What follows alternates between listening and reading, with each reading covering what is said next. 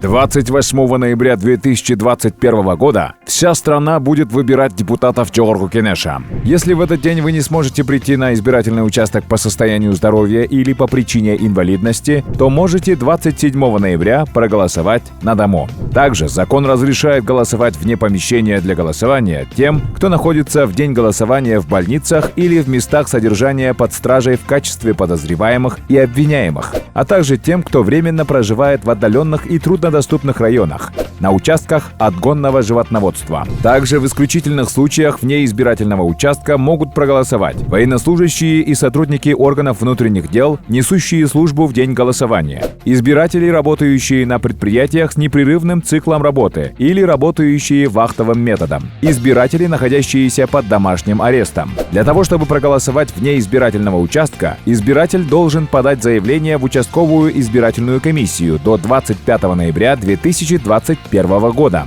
В заявлении необходимо указать свои данные и причину, по которой вы не сможете прийти на избирательный участок в день голосования. Голосование вне помещения для голосования состоится 27 ноября 2021 года с 8 до 20 часов.